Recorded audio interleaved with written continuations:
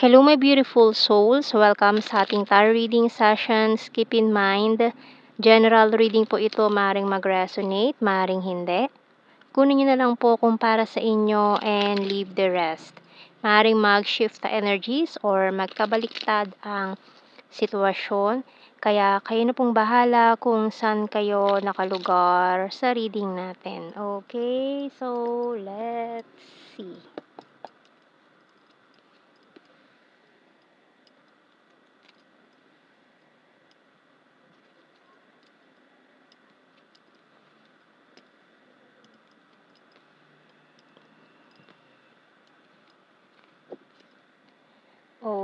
Okay. So, may specific sign tayo dito ng strong Pisces, Cancer, Aquarius, and Leo. May Aries din. Ayan.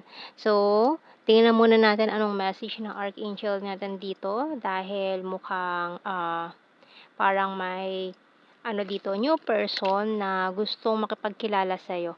Pero, parang you're not ready for this. Parang may iniinda ka pa na pain from the past. Okay? So, tingnan natin anong message ng Archangel natin dito sa reading na to. Kasi lalo na kung recently lang nangyari itong iniinda mong pain na emotionally drained ka pa. So, tingnan natin. Na parang hindi ka pa ready na tanggapin tong taong ito na lumalapit or palapit. So, siya na naman ang lumabas. Second reading natin. Overcoming difficulties. Pero, yung nangyaring yun, mukhang nagiging okay ka na. Itong nangyaring emotional, problem.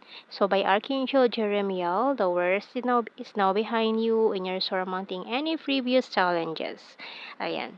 So, nalampasan mo na yung mga pangyayaring yun, kaya parang kumbaga malapit na. So, kung naiinip na or pwedeng baliktad. So, kung naiinip ka na i-pursue itong person na to na gustong-gusto mo na recently lang is nagkaroon ng breakup, separation, 'di ba? Kasi parang may naiinip na dito eh. Pwedeng ikaw or pwedeng itong person na to na finupursu ka, naiinip na siya na parang gusto niya na mag next level kayo pero parang nasa friend zone pa rin siya.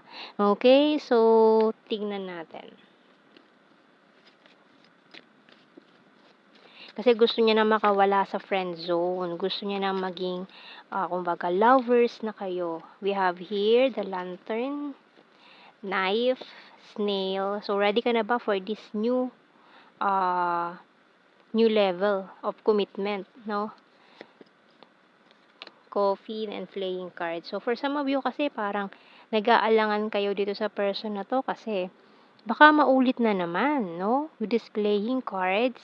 So, kumbaga parang nagluluksa ka pa lang sa nangyaring separation, breakup, tapos minamadali ka na nitong person na to. So, parang feeling mo parang baka paglaruan ka lang ulit or hindi na naman maging maayos. Gusto mo slowly but surely. Kasi nga masakit pa with this knife, parang fresh pa yung pain na nararamdaman mo with that person. Pero itong person na to kasi siya yung lagi mong kausap every night. We have here the bell. So, sabog lagi ang notification mo sa social media from this person. So, siguro lagi siya nagko-comment, nagle-like, share ng mga post mo, ganyan, parang number 1 fan mo, ganyan. Lahat ng mo, nakareact siya. Kaya kapag nag-post ka, tad-tad siya ng notification. Ayan.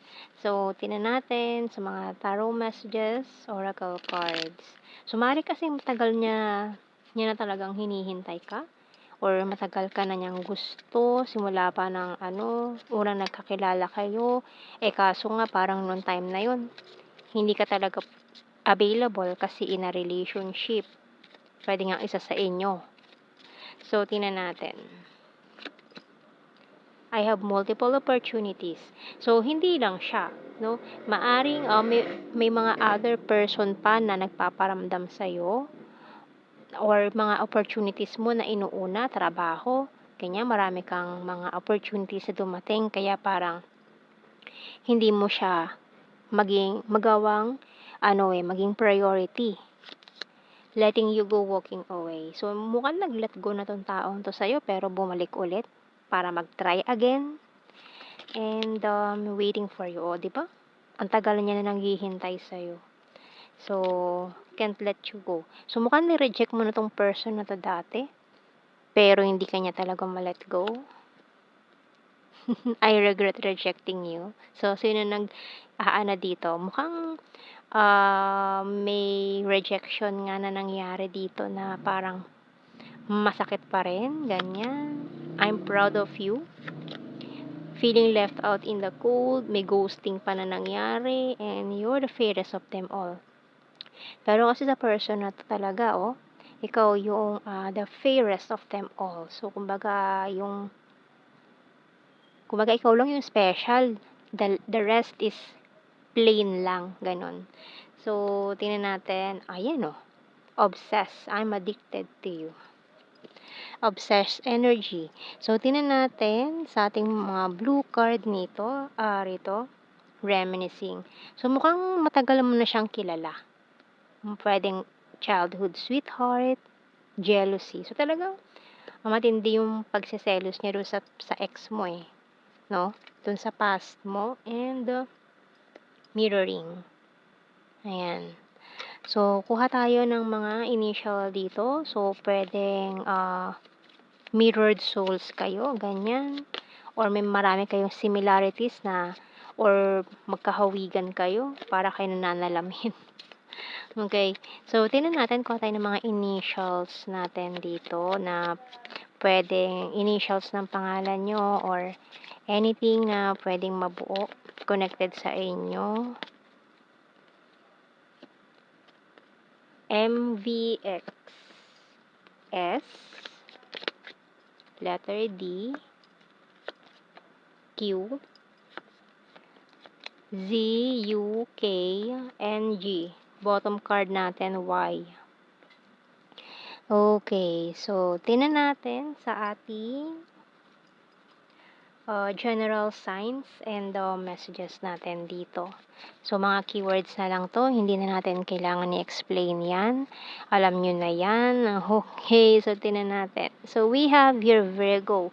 So, maaaring this person is a strong Virgo. No, talagang ang Virgo, pag na-obsess yan, talagang ultimo na pakaliit na detalye alam niya. No, may pagka-OC kasi yung mga Virgo, tapos, talagang very sila, attentive to details. So, talagang kahit maliit na maliit na maliit lang na detalye, makikita nila. Lalo na 'pag na-obsess ang Virgo sa'yo, naku, makikita niya lahat. 'No? So, talagang maaano niya lahat 'yan. Ganyan ka-OC ang mga Virgo energy. Ayan. So, tingnan natin, National Capital Region, sweet, pero sweet naman. Okay, so we have here North PH, number 7 and 10, cute and chubby, popular. So, maaaring may popular person sa inyo na maraming followers sa social media. We have here Sagittarius, animal lover, and soon. Mirror and again. So, mukhang, this person is matagal mo na rin siyang nag-start para nag-start 'to sa I'm your number one fan, ganyan. Parang, nagpadala lang siya ng letter na siya na number one fan siya, ganyan, or stalker, ganyan. Nagpakilala sa'yo, nakipagkaibigan, ganyan. So, puwedeng dun nag-start. Okay, so we have here soulmate, intelligent. Ayan na nga, sarcastic na, and may creepy stalker. So, mukhang dun siya nag-start as stalker mo, no? So, yan ang ating reading, my beautiful souls. Thank you for watching. Take care and God bless. See you in our next reading, guys. Bye-bye.